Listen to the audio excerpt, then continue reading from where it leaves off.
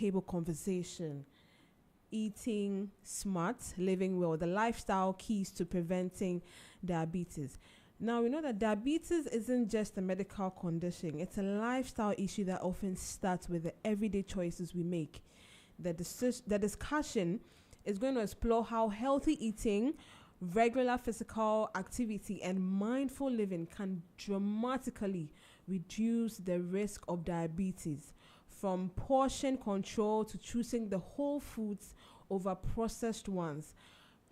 We will unpack simple yet powerful habits that help maintain balanced blood sugar levels. And the experts we have on air will also share practical tips on how we make nutritious meals affordable and accessible in our everyday home. We have a registered dietitian in the person of Ni Amate right here on Z11.9 FM. Hello, Ni. Hello, can you hear me? Hello. Hello, hello, can you hear me? Okay. Hello, I Yes, we can hear you now. Good it's morning, better. Ni. Good morning. So you're here with us on Z11.9 FM. My name is Esenam and I'm here with my co-host Albert. You're welcome. Thank you very much. Okay. Yeah. So quickly, if you can just let us know what exactly diabetes is and why we should care. Okay, so first of all, good morning to all your listeners. And when we say diabetes, diabetes is basically a chronic condition. This is a condition that when we get access to this condition or you are being infected by this condition, it's a lifelong condition. So it's not something that we need to joke with. However, it's one of the conditions that's also killing a lot of people. When I say kill a lot of people, it's one of the conditions that is contributing to high mortality rates in Ghana here and also across the continent. That is in Africa, the sub-Saharan region, and also in Ghana here.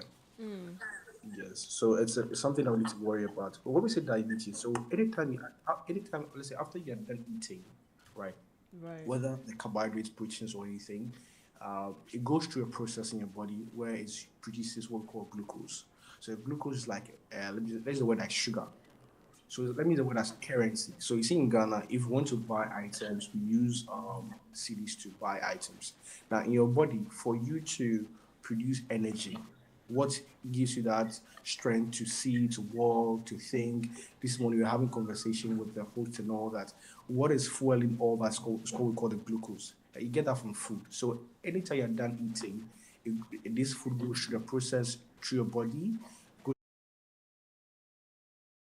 Glucose shouldn't stay in the blood. Okay, it's supposed to move into the muscles, move to certain parts of your body, the cells and the tissues, so that they use to produce energy. But what happens is that people who are diabetes, the sugar levels in the blood does not move, the sugar in the blood doesn't move into the cells. They stay in the cells because there's a special chemical called insulin. It's called hormone, but for me to explain it in a basic way, we have like a chemical that will push, they will pick all the glucose and push it to the cells. Like when you go to the harbor, there are some people that unpack items from the containers into cars. So the people that pack the items from the containers into cars, in these terms, we refer to them as the insulin. So they are supposed to carry the glucose from the container that's your blood into the cells, which is your own car, to use for energy. In this case, that transaction doesn't happen. And the blood stays, the sugar level, the sugar stays, or the glucose level will go high and will still they'll remain in the blood. Okay. Now, when you remain in the blood, it's what we call the diabetes because you can't really move the sugar levels from the blood into the cells. Now, there's one effect of it. If the sugar keeps long in your blood, they begin to damage your blood vessels. So, like your vessels, like your normal blood vessels, can be damaged. Your nerves, right? So the nerves around the extremities, like your hands, the nerves are like things that help you to feel. So if I hold you right now with Yeah. my arm, what will let me know that I've held you is my nerves. If I'm picking something on fire and I let's mistakenly the Bend your my hand. hand gloves I'm using has a certain cut part, and my I get a direct touch, from the heated pan to my skin. What makes me feel that this thing's hot is the nerves, right? So, in some doing, if the sugar level is too high, they damage the nerves. There are certain nerves in your eyes that helps you to see. If it's too much, If you can't control sugar levels for a long term, they also damage. So I realize that some diabetic patients will start having eye issues and they have issues with extremities. The kidneys also is at risk, right? Because the kidney also helps filter like your blood, right? And if they have to be filtering glucose every time, right, it pushes pressure on them. And also the sugar levels in the blood also damage the nerves and the neurons in the kidneys. So it's also a risk factor for kidney condition. So when we say diabetes, this is a very simple way to explain it for all of us to understand. And I hope I'll be able to explain it well. Okay, I mean that's excellent. So, Doc, there's a myth surrounding diabetes, but I will ask that as my final question before your last comment. So, what everyday choices put us at risk of developing diabetes? Yeah, so basically, I'll say that by the reason of we being blacks, the melanin we are trying to promote, yes, by the virtue of we being blacks, our rates of diabetes is very high. It doesn't mean when you bleach yourself, you don't get it. You being black is not a surface color. It goes beyond the surface color. Um, if you're obese, if you're somebody that your weight is quite overweight or obese, it can affect it. How does it affect it? So usually realize that for the cells to be responsive to the sugar level. So if let's say we pack the sugars from the blood into the cells for it to be very responsive, no, right? It needs so let me say something. When you gain so much weight, right, you have a lot of fat in your body. Now these fats will go and cover the receptor cells. So you see, let me say something. So let me give you an example. You see, when you have insulin in your blood, right? The Right. insulin, when that before they are putting before they push the sugar levels into the cells, no, let me give you a very practical understanding. So your cells will be like a room, okay, and they Okay. have a door. You get it. So the insulin hormone will pull the sugar into the room, which is the cells. In this case, what happens is that before they push the glucose into the cells, they have to press the door. For the door to open, then they'll put it inside. Now, what happens is that in this case, if have a lot of weight, the fat cells will cover the door. So if they want to, let's say they want to put the key into the door to open it, it's not be opening because the cells have covered the place where the insulin will press for the door to open, right? And Okay. that's what happens to insulin. What happens to people who are obese. So because you have a lot of high fat cells, the fat will cover the receptor things that are on the cells for the insulin to work on them and to not function. And also, if you are not active, you are very sedentary, especially among the corporate workers, because there are some studies that show that a lot of corporate workers are hypertensive, but they don't know about it. There are some studies that shows that about close to one quarter of our corporate workers in Ghana are diabetic, and it covers the range between 30 to above years. So sedentary lifestyle will help you gain weight and also increase your risks. The consuming of alcohol. Alcohol also helps damage a lot of things. Alcohol can also slow down the effect of insulin. If you smoking can also cause that. Unhealthy eating. You're somebody who eats a lot of fried foods, eats a lot of high refined carbs. When I say refined carbs, food that do not have fiber in them, right? So you eat a lot of rice, you eat your rice with plain tomato stew, you don't have vegetables attached to it. You continue to eat that, eat bread without vegetables, over time eat things that are more refined, things that don't have fiber in them. It can also, if you're somebody also, you eat food that are high in sodiums and all that. When I say sodiums, you see, sodiums are things that we use to preserve most of our canned products. So if you're somebody who usually eat things like the tin tomatoes, use it to cook, you eat a lot of sardine, your mackerels and all that. These things, it's something that doesn't occur overnight. It's a lifestyle gradually that causes that. So these are some of the things that we need to always look at. Especially if you're also very stressed. Yes, stress. You see, stress is not some of the things are not direct causes. The diabetic causes are multifactorial. So I can't say that if you eat bread, you get diabetes or eat sugar. No. It's multifactorial. This will bring something small, this will bring something small. It's like when if you look at ants, if the ants want to carry a big bread, right?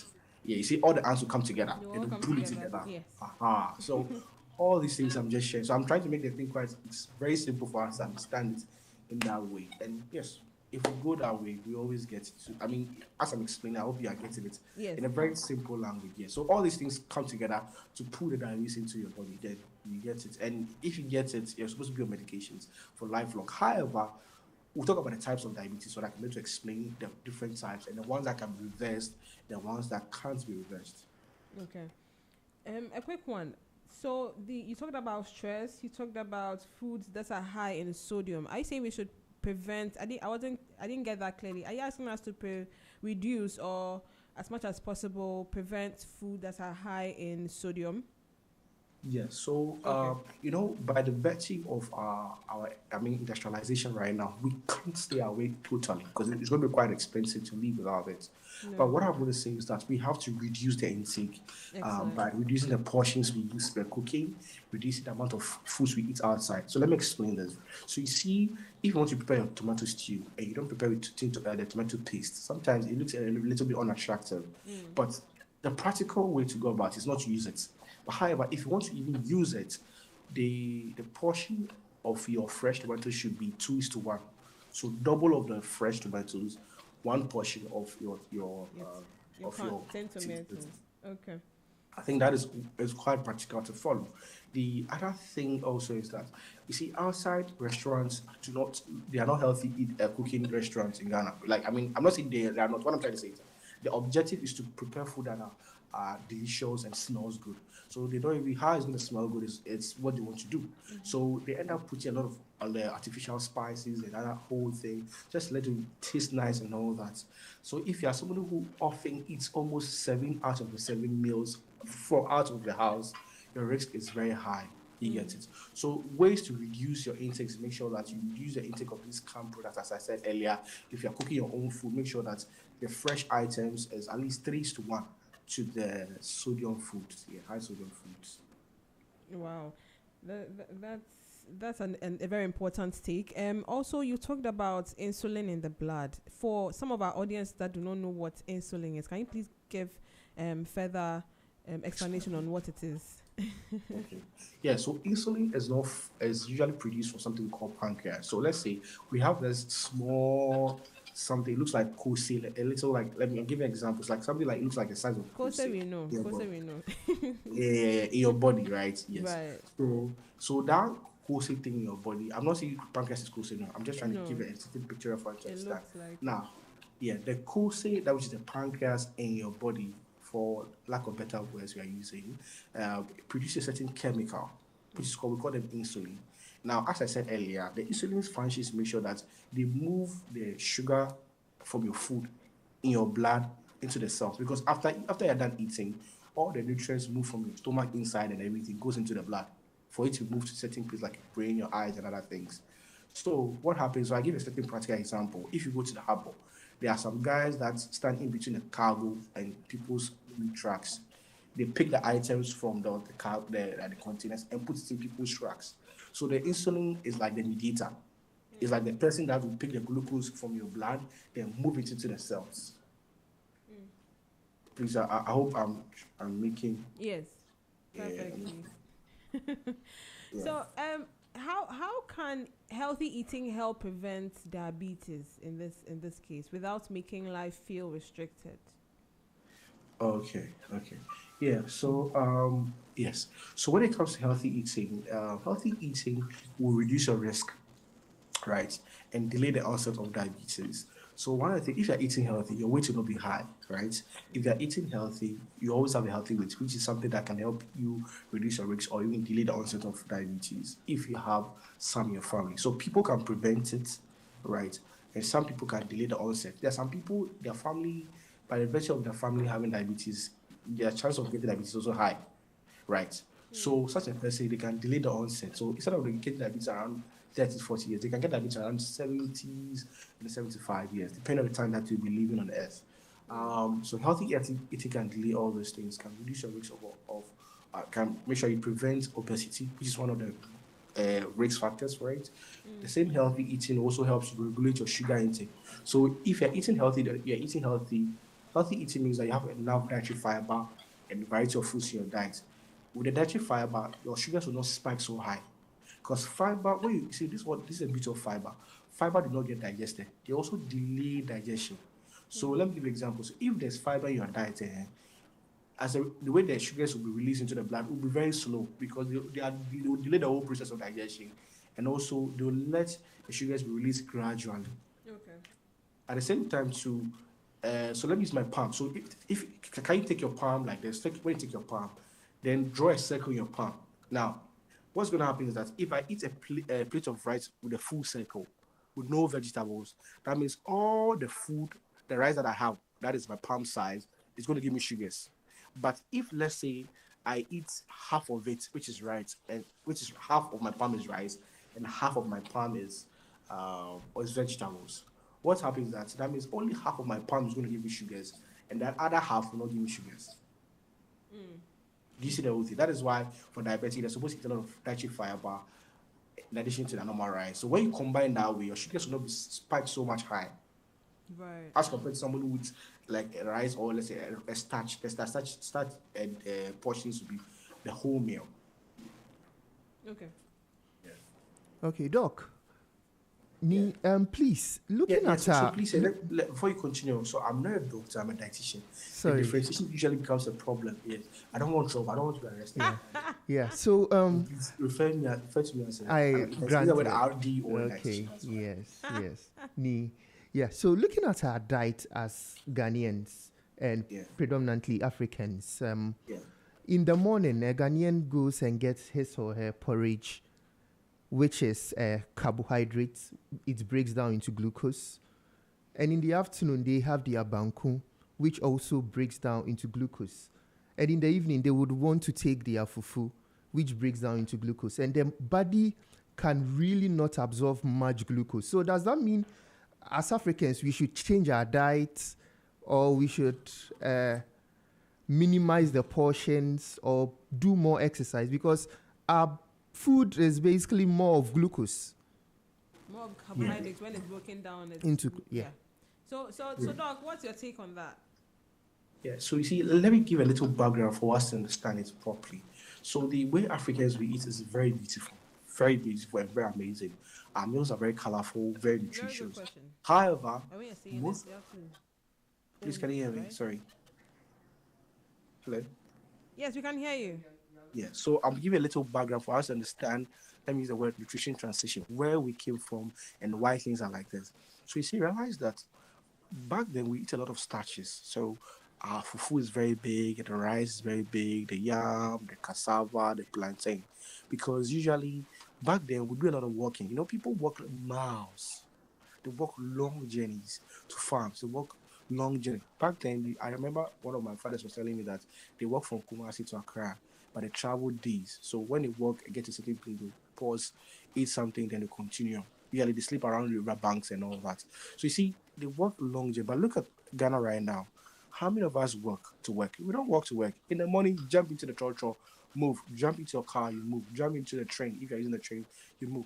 So you see, we don't really have the luxury of working. So the way they need a lot of energy from the starches back then, we don't need a lot of them right now. That is why it's very important for us to eat foods that are low in the starches, not carbohydrates. Let me explain something. When we say carbohydrates is a group of food which consists of the starches, the fruits and vegetables. So when you say I want to cut down all my carbohydrates, usually if you're not careful, you may not do it right. You have to cut down on the starches. Why? Because the vegetables are healthy carbohydrates that you need. The fruits are also healthy. You also need them. The starches are also healthy. However, it has to be more of you have to reduce the starches or take the starches that are has a lot of fiber attached to them. So what I'm trying to say is this: the normal, typical way we used to eat back then, the traditional way, we're supposed to change this now. How are you supposed to do it? You're supposed to make sure that the starches on the plates are reduced for more vegetables. So an Asante man who wants to eat fufu shouldn't eat the fufu that looks big like a stadium. No. See the way the stadium looks like very round now. At least in the same Asanka, you can have half. You know, the Asanka has levels. The base side of the Asanka is where that's the circumference of the fufu.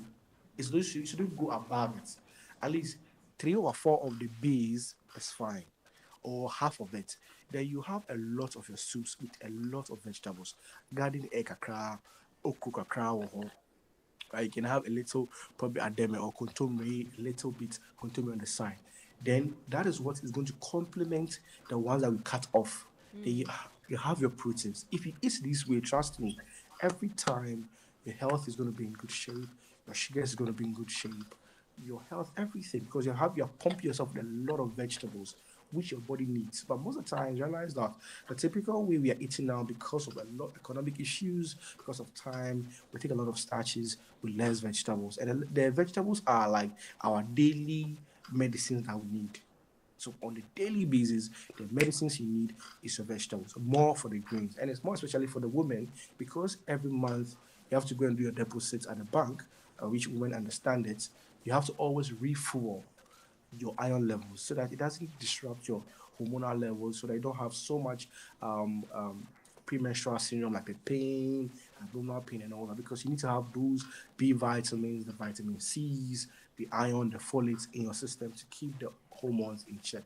For the men, we also need that for our testosterone levels, because our testosterone levels also helps us generate energy. It's not always about sex. Testosterone levels is also there for us for our sex drive, our hormones, our libido, and everything. Your energy production also comes from testosterone. So if you don't eat healthy, you also be a man with low levels of energy, low levels when it comes to concentration. Your brain is not going to work well properly. Small time you're tired, your decision making could be like a politician who doesn't think about the country. Excuse me, but that's just by the way. So these are some of the things we need to do, and that reminds me, a lot of politicians need to eat healthy because they're making very critical decisions. If they're not eating healthy, the decisions they're going to make for us is going to cost us a lot. So if you're a politician listening to me, just send me a DM. We'll get you a nice meal plan so that you can make good decisions. Anyway, so so from your response, it's important to live well, to be mindful about how we live and our lifestyle when it Yeah. comes to our eating habits. Now, please Yeah. tell us what the difference between living well and living in restriction when it comes to diabetes and how we manage our eating habits. The difference between living well and living in restriction.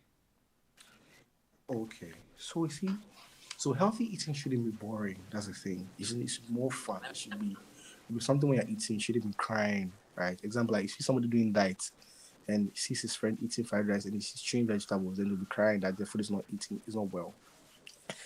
Eating healthy, you need to have a twist to it. It needs to be very flexible and all of that. You're not supposed to restrict yourself. We do a lot of restrictions when there's a medical condition, but for healthy living, we don't do restrictions. We do what we call dietary modifications. So let me explain. So we modify what you eat. Example, there's somebody who wants to eat salad, but the same person that wants to eat salad, no, doesn't like chewing the salad. So do you know what we do?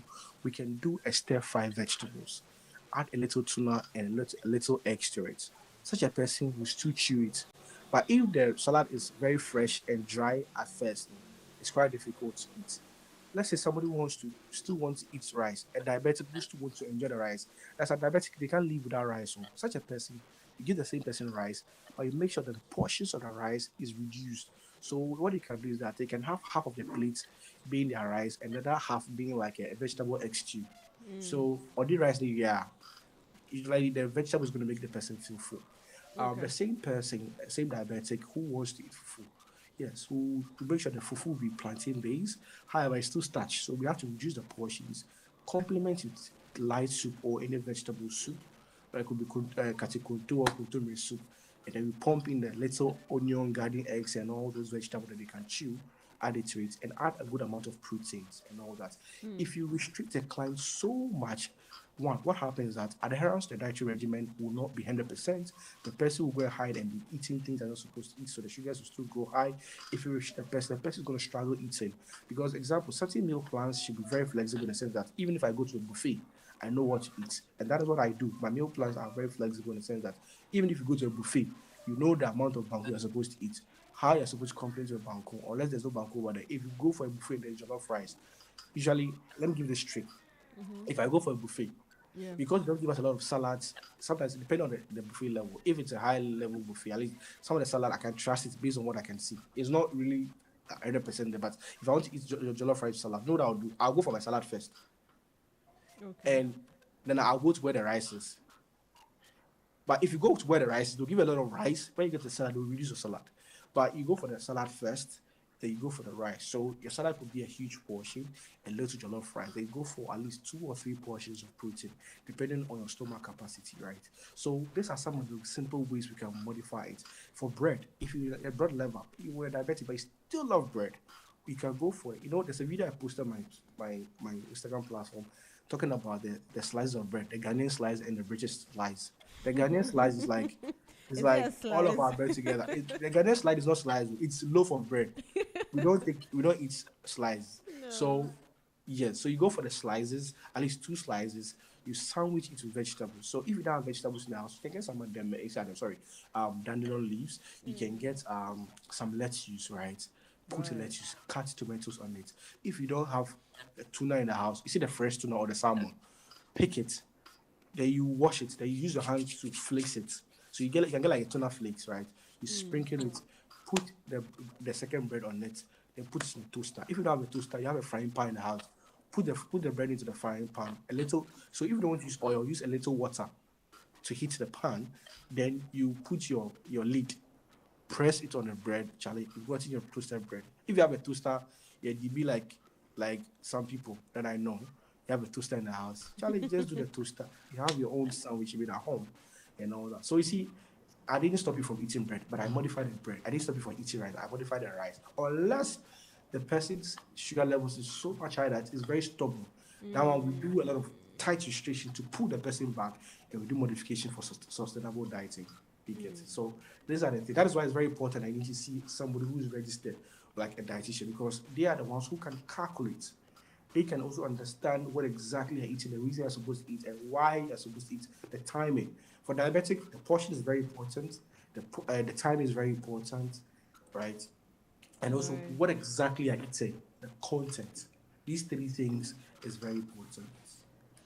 Okay, Ni, talking about bread, which kind of bread will you recommend for diabetic patients? Is it the wheat bread, what we mostly call the brown bread, or just the regular ones, the tea bread, what we call it, and the chocolate bread and the banana breads? Which ones would you recommend? Yeah. So you know the bread we produce in Ghana, we don't have a whole what we call the whole grain bread. I'm not saying some in Ghana. Most of our bread, the Okay. whole grain bread, it's a very chaff. When you cut it, it looks like it doesn't look sexy. It looks very like Kota Road, like very rough, right? Not like the asphalt where like it's quite smooth. Okay. So what I'm trying to say is this: bread still contributes to spike your sugar levels, Okay. right? Whether it's a wheat bread or not, but the wheat bread is quite better as compared to white spread. However, what I would advise is this: you need to stick to the portions and what you complement it with. You see, bread is in a way that if you're a bread lover, you can eat a whole loaf of bread without even closing your eyes. So you eat it in a way that it comes with a lot of vegetable in a sandwich way. If you do it that way, you don't consume because you see, example, I can eat like if you want, you can eat half of bread, a half loaf of bread. That's the 20 cities one. You can consume half without even knowing you consume half. But if you prepare a sandwich with two slices and the sandwich has good amount of proteins and vegetables, when you eat the one you are done because with a sandwich, if you press it, you cut it to two, so you have two portions, right? Yes. If you don't have you are not taking juice, and if you add water to it, you'll be fine. Right. So you just have to find a way. What I advise is that the bread, no matter how the bread is, it's still carbohydrate, so to still spike the sugar levels. But how you modify it, what you add to it, is what's going to change the game for you. And also, please, the size of the bread, not the Ghanaian way. The Ghanaian way is not is a loaf. If you want to go to the malls. They have the thin slices. At least you can use them as a way to modify your bread intake, and you'll be fine. If because cutting it in the house, if not, take the devil influence you, even double the size and think it's a slice. So go to the mall. The malls or the supermarkets, yeah, already have it. It's already been sliced. Use machine to slice them. Get them easy to control your portions. Right. Thank you so much, Doug. Now let's look at it from the perspective of family and friends.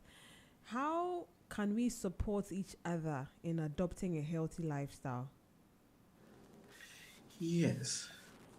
So you know one thing I keep saying is this. What I keep saying is providing family support is very important. You see, in a family therapy for such like managing diabetes and even weight loss and all that is that I tell people that when somebody is being diagnosed with a new condition and they are changing the diet of the house, everybody has to adapt to it. So you don't say, oh, she's the one who had the diabetes. I mean, no. The family has adapted to a new way of eating. Because so that first, do not be pressure on the family to cook new meals. Their family also, the new meals they're going to eat will be a preventive cover to the new people that wouldn't have access to diabetes, right? Because they are now eating healthy and all that. The family support is very important in terms of psychological. So the person will not feel left out. So, I have sickness. So the person, in some cases, even the utensil they used to cook, they will give a separate utensils to cook the diabetic meal. No, it's not nice, you see. So if you do that psychologically, you're killing the person. It makes recovery and the getting our results quite difficult. But if the family comes together, we eat with the person, the whole lifestyle modifications with us all together. If you're supposed to go for a walk, the whole family who's available in the house go for the walk with the person and all that. It makes the whole therapy. The person doesn't feel alone and all that. The person, so you realize in such cases, the person sugar comes down fast, so fast, because everybody is part of the whole thing. And that's what I'll encourage. If you're listening to me today and there's a diabetic in the house, Charlie, please check the diet, all of you eat together. Right. Look So for now, every- so now that is for support for a family member who is diabetic. Yeah. Let's look at it from the perspective of preventing diabetes. You've seen that your relative is eating or has a habit that, if not checked, will turn into diabetes. So supporting each other before it is diagnosed, supporting each other so that we prevent a diabetic situation is what I'm asking for. Come again, I think I lost a sitting point at a point. So I'm saying that you have spoken about support for a diabetic patient if the person is within our family. Now I'm talking about how to prevent it, supporting family and friends in living a healthy lifestyle in order to prevent diabetes. Yes. Okay. So what I'll say is this. What I'm going to say is this. Healthy eating is the basics for preventing. If you're eating healthy, managing your weight, that's the whole game changer, right? Right. We don't need anything special to manage the diabetes. So healthy eating is just a way to prevent it. You see, I've simplified it to say that if you're eating healthy, managing your weight, you're good. So if you see any family member, say our sister or uncle, not eating right, we also have the right to, speak with them and help them or make them aware of some of the dangers in not eating well. Yes, yes, yes. That's true. That's true. Okay. Now, for someone who is diabetic, can some of these lifestyle changes reverse the diagnosis? Yeah, so the reversal comes in when the person is pre-diabetic, which is the reverse. That is not a full-fledged diabetes. Like the person is having indication that the sugar levels are high, right? Right. Okay. So at a pre-diabetic stage, usually it's around the sugar levels will be around 6 to 7 thereabout. Like so, from the 6 to 7 thereabout, which is more pre-diabetic, based on the ranges in Ghana, the person can reverse it. So usually in such cases, the person's weight is usually high. The person's weight is usually high. So when you do the weight management and healthy eating, the person reverses it. Pregnant women who have a gestational diabetes, and diabetes in pregnancy, post-pregnancy can reverse it. If they don't reverse it, it becomes permanent. But if the thing has become a full-fledged diabetes, usually we manage it. So we manage it in a way that it doesn't go so high to increase your risk for what I said earlier, the damages to your eye, your kidney, and other parts of your body. But so yes, but for pre-diabetes and the children diabetes, you can always reverse it. Right. Okay. And now, how? What are some of the you talked about processed foods and all that. So, what are whole? Why are whole foods better? Sorry, why are whole foods better than processed foods for managing blood sugar? Yes. So let me make it quite practical, like the way I said earlier, using my hand, right? Right. So when you take a palm, if you eat food that don't have dietary fiber, right, the whole palm size moves into sugar into your blood. But if another person who eats food where half of it is fiber and half of it is normal starches. They only get only half, right, of the sugars going to the blood. And within the dietary fiber, they delay, so the sugars will be released gradually. Now, talking about whole foods are foods that are rich in dietary fiber. They are rich in nutrients. They are nutrient dense, very nutrient dense. So you get all your ions, you get your vitamins, your carbohydrates, your proteins, and all that because they are whole. They come in a complete, in a complete form. Now the processed one, during processing, they take a lot of the dietary fiber out, a lot of good nutrients. Let me give you an example. You see rice, when they process rice, okay, when they take out the coverings of the rice for us to get that white thing, at the end they take a lot of nutrients because there are a lot of nutrients that are attached to the coating of rice. That is why somebody can say that there's so more nutrients in wheat than rice because the wheat comes with the coverings. There are essential vitamins that are attached to the coverings for most of the whole grains. But when it goes through processing, they lose some of these nutrients. So it becomes less nutrients. Now, when you talk about processed food are foods that are going through certain processes, right? Right. So they lose nutrients out of it. Let me give you an example. And also they produce certain things that are not healthy. You see, margarine, right? Margarine is vegetable oils that go through a certain process. It ends up producing what we call a lot of trans fats, which can increase your risk for high cholesterol and all that, Okay. which is one of the things that I'm just talking about right now. Right, let me just give you a word drinks. Most of our processed drinks that we have on the market are full of sugars. How many nutrients are inside? Take any of the canned drinks. Turn and look at uh, the nutrition fact. Do you see anything like okay, it contains vitamin A, vitamin C? You don't see those things unless it's a natural fruit juice, right? So most of the processed ones are not helping. Now, when you can also produce a process for yourself. Let me give you an example. If you produce fruit juice in your house, it's also processed because you take a lot of the fiber out. That is why for diabetic, if you are taking a smoothie as a diabetic, you are supposed to add the fiber. You're not supposed to see the fiber out of it. At the same time, for diabetic, your smoothies you are supposed to add more vegetable to it than the fruit because the fruit contains sugar that can spike your sugar levels up. So let me give you an example. So if I want to produce a smoothie for a diabetic, I can probably blend carrots, right? A Right. little green, then add pineapple to it. A So three little or four. When I say green, like it could be a mint leaf, grain. Okay. The word. green like a green vegetables. Okay. Yeah, so carrots, a green vegetable, and add a fruit to it. The fruit could be an apple, could be an orange, could be a pineapple, right? Just to sweeten it a bit, Okay. right? And probably a touch of ginger with a small level of cinnamon. And because cinnamon are very good. It's very good for controlling sugar levels. Yeah. Okay. Now, data shows us that over 2 million to approximately 4 million persons are diabetic in Ghana. Do you think it's alarming? Is something that is this something that needs to be looked at for the average Ghanaian listening to us this morning? Yeah, so I'll say that it's very alarming. This is very is a public health concern. It has an effect on the economy and the health in general. Let me give you an example. So that means if we, as a public health professional, I would just like to do a little bit projection for us to understand. Okay. If our current working um, class, which is the people between the ages of 30 to 50 years, we have a high prevalence of diabetes over there. Do you know what's going to happen? That means that we're going to burden our health system with a lot of people who are not well. Now, if these people are not well, productivity is going to reduce in the country. That means our economy is going back. The government has to spend more money to manage these people.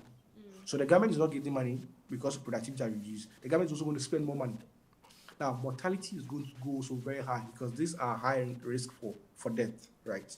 So, but it may not it's high risk, but the risk is quite gradual. It's killing a lot of people. So, in terms of money wise, the country is losing. The country has to spend more money to manage these people. The health system is going to be burdened with a lot of people. Imagine, you see, when we had the COVID, Right. the COVID case. We already have diabetic patients already in the hospital already. Then we're going to have COVID cases.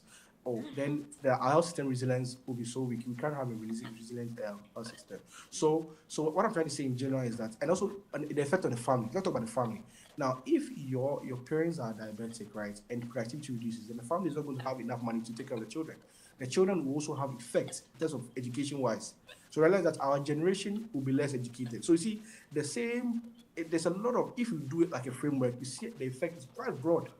The same diabetes affecting country, affecting the health system, affecting families, affecting individuals, affecting the economy of the country, right? So the effect is quite broad. So it's something that we all have to come together. Government's going to play its role, families are going to play their role, hospitals are going to play their role, media is going to play their role with education, and that will be a good way to manage the whole situation we have in Ghana. Okay, Ni, I would like to find out, does intermittent fasting help with the management or prevention of diabetes? I would say yes, but it needs to be managed properly. It depends on the type of diabetes. One. So the type 1 diabetes there is a no-go area. It's something we manage clinically. So usually I don't talk about type 1, and when it comes to junior education, that's something I always take my mind off it. It's more clinical. It's quite delicate when it comes to managing, and needs a thorough assessment and monitoring. For intermittent fasting, if you have a diabetic, so I'm giving certain caveats or certain situations that can be used. If you have a diabetic who is not on insulin, or a diabetic whose sugars is well controlled, and is also obese, you can use the intermittent fasting to manage the weight and control the sugars at the same time. But if the client is on insulin, the clients do not have their sugars managed properly. The client has a high risk of running into hypo. Intermittent fasting, you don't have to go there. So with such situation, if you want to include intermittent fasting, the monitoring has to be very key. What kind of medication is the client on? Does the client have a high risk for hypoglycemia? When I say hypoglycemia, what happens is that we're supposed to have a certain level of sugars in our blood, the normal range. If it goes below the normal range, it can be very deadly, it can be very fatal. So all these things are things you need to take good care of. You need to factor a lot of things. You also have to factor how does the person have access to eating, the person's dietary habits, the person's sugar control, the person's sugar history, right? Before you can say, okay, I can include intermittent fasting to manage. And even the intermittent fasting, what's the fasting range you're going to provide for the person? We have different times. We have 16/8, we have 14/10, we have 18/6, we have 24. So which one are you starting with, and how are you going to manage the clients? It's very important you have all this information before you decide. And that is why I Right. still say that if you're diabetic, it's a dietitian you have to see, not anybody who's going to show up online. Right. Down there, you do it at your own risk. Right. So, my last question.